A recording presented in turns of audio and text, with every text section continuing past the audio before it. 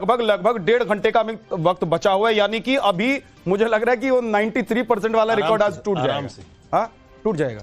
मुझे तो लग रहा है टूट जाएगा जिस तरह से वोटिंग हो रहा है। और सबसे बड़ी बात की जो पहले फेज के मतदान के बाद ना ये जो एक डर था लोगों में, जो कि घर से निकले कि नहीं निकले, वो डर खत्म हो गया। लेकिन ये भी कमाल हो जाएगा कि 100 में से 93, 95, 96 लोग वोट करने के लिए जा रहे हैं। ये दिखाता है कि एक तो वोटर जागरूक कितना हो। देखिए, अगर पिछले बार भी देखिए इतने हो हंगामे, इतनी हत्याओं के बावजूद 82% हुआ था वोट। अगर 2021 की बात करें तो 82% फिर भी वोट हुए थे। वो भी हाईएस्ट वोटिंग एक तरह से था उस समय।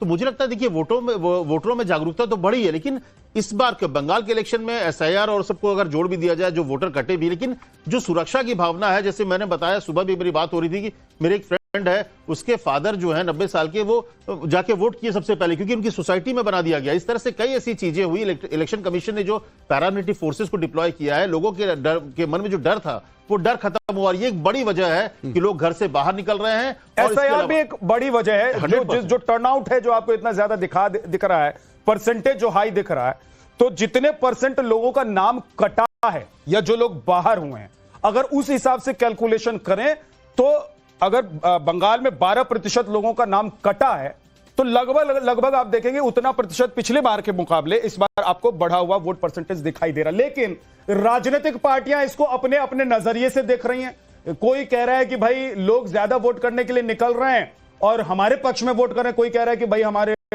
जो वोटर्स हैं उनको निकलने ही नहीं दिया जा रहा है। आज तो कमाल हो गया, बीजेपी के अमित मालवीय ने जो एक वीडियो ट्वीट कर दिया, पोस्ट कर दिया, उसमें तो बीजेपी के बटन पर ही स्टिकर लगा दिया गया था, टेप चिपका दिया गया था कि न दिखेगा न दबेगा।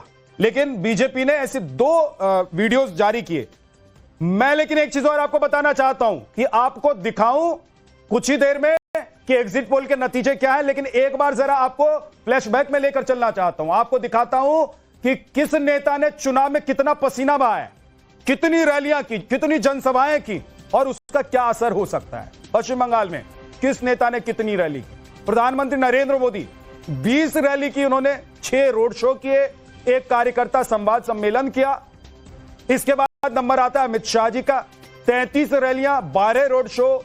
योगी Adityanath 19 rally, 3 road show. Nitin नवीन जो कि बीजेपी के राष्ट्रीय अध्यक्ष बने हैं नए नवेले, उन्होंने 6 रैली की, 12 रोड शो किया उन्होंने। ममता बनर्जी ने 86 जनसभा की, 13 रोड शो किए। अभिषेक बनर्जी ने 86 जनसभा, 15 road show. Rahul Gandhi 6 rally, Mallikarjun खड़गे ने 1 रैली की।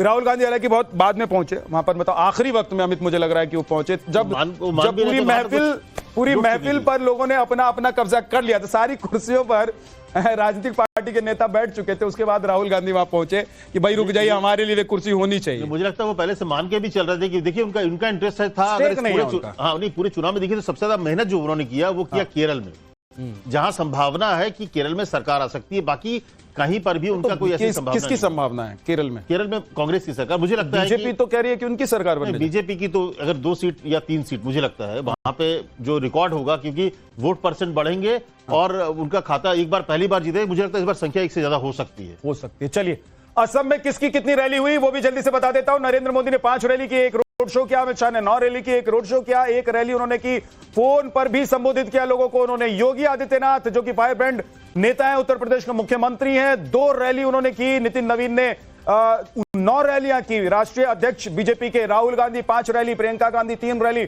मल्लिकार्जुन खड़गे ने 1 रैली की। और केरल में भी आपको बता देता हूं जल्दी से किस बड़े नेता ने कितनी रैली की। प्रधानमंत्री नरेंद्र मोदी की 2 रैली, 2 रोड शो, 1 कार्यकर्ता संवाद। अमित शाह की 2 रैली, 2 रोड शो। नितिन नवीन 1 rally, 4 road show. Rahul Gandhi ने 14 रैली की, प्रियंका गांधी ने 11 रैली की, मल्लिकार्जुन खड़गे ने 3 रैलियां की।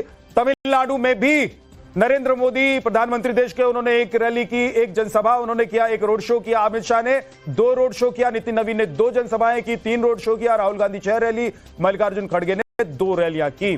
तो एग्जिट पोल के नतीजे क्या आते हैं थोड़ी देर में आपके सामने रख दूंगा, और सबसे सटीक, सबसे तेज एग्जिट पोल के नतीजे आप देख पाएंगे। और ये जो आप ऊपर देख रहे हैं, ये छोटे छोटे जो विंडो हैं, इसमें आप देखते रहेंगे, ये आंकड़े बदलते रहेंगे। अभी क्योंकि सारे ये आंकड़े जो हैं वो 0 हैं, अभी हमने शुरू नहीं किया है, अभी हमने दिखाना नहीं शुरू किया है। जैसी जैसी आप देखेंगे कि आंकड़े आते जाएंगे, हम स्क्रीन पर उसको रखते जाएंगे और आप ये समझते जाएंगे कि जो 4 तारीख को नतीजे आने वाले हैं उससे पहले इन 5 राज्यों में क्या हो सकता है, एग्जिट पोल के नतीजे क्या बता रहे हैं, एक सैंपल साइज जो बड़ा सैंपल साइज है वो किस तरफ इशारा कर रहा है, और 4 तारीख से पहले किसकी नींद उड़ने वाली है, कौन चैन से सोने वाला है और किसकी कुर्सी जाने वाली है, किसकी कुर्सी आने वाली है, यह सब आपको दिखाता रहूंगा। इस पर नजर रखिएगा टॉप पर, और साथ ही साथ आपको हम अपने सहयोगियों के पास भी लेकर चलते रहेंगे। पूजा मेहता के पास एक बार फिर से चल रहा हूं। पूजा,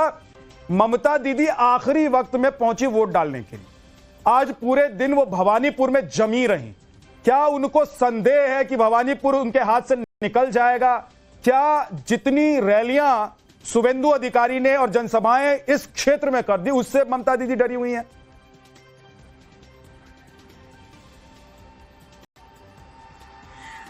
देखिए, सबसे पहले तो आपको बताते हैं, ममता बनर्जी हमेशा जब वोट डालने पहुंचती हैं तो इसी समय जाती है, 3 से 4 बजे के बीच में जो है वो हमेशा वोट डालती है। लेकिन इस बार कुछ ऐसा हुआ जो पश्चिम बंगाल के लोगों ने कभी नहीं देखा।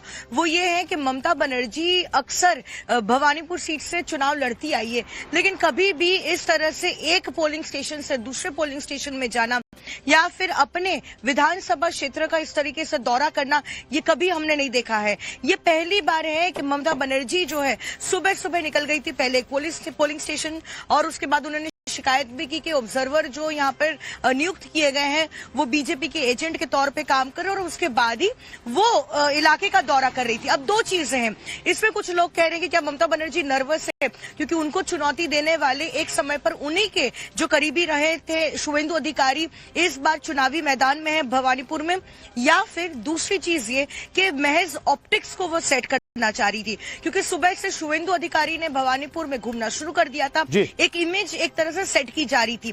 तो क्या उसी इमेज को काउंटर करने के लिए ममता बनर्जी जो है एक ऑप्टिक्स को जो है तय करने के लिए वहां पर उतरी थी इलाके में? तो ये 2 चीजें हैं जो ममता बनर्जी के आज भवानीपुर दौरे को लेकर कहे जा रहे हैं। ठीक है अमित, एक सवाल यह कि क्या इस बार अगर बीजेपी सत्ता में पश्चिम बंगाल में नहीं आती है तो क्या अगले चुनाव में और उम्मीद कम हो जाएगी, या बीजेपी वो पार्टी है जो लगी रहती है और हार नहीं मानती है, जब तक तोड़ेंगे नहीं तब तक छोड़ेंगे नहीं वाले फॉर्मूले पे चलती है? नहीं, वो नहीं। देखिए, अमित शाह ने पहले कहा था कि जो बीजेपी का, जब 2014 में बम्पर जीत के बाद भी बीजेपी, अमित शाह ने कहा था कि हम लोग का स्वर्णिम युग नहीं आया है बीजेपी का। अच्छा। जब तक ये केरल में, बंगाल में, त्रिपुरा में हम अगर सरकार नहीं बनाएंगे तब तक हम लोग का स्वर्णिम युग नहीं होगा। मतलब जो हिंदी हार्टलैंड नहीं है वहां नहीं, फिर भी इसीलिए बोलते अमित शाह ने और बीजेपी ने उस तरह से तैयारी की। आप देखिए, मैं ये इस बात को देख के आश्चर्यचकित होता हूं कि जब एक दूर दराज के गांव में जाता हूं तो आपको अलग अलग जगहों के कार्यकर्ता मिलते हैं जो लोगों को मोटिवेट कर रहे हैं। इस बार सच में अगर देखिए तो बीजेपी अपने बेस्ट पोजीशन पे दिख रही है, क्योंकि ग्राउंड वर्क जो है मुझे लगता है बीजेपी से बेहतर कोई नहीं कर सकता है। जिस तरीके से छोटी छोटी जगहों में, मुझे एक जगह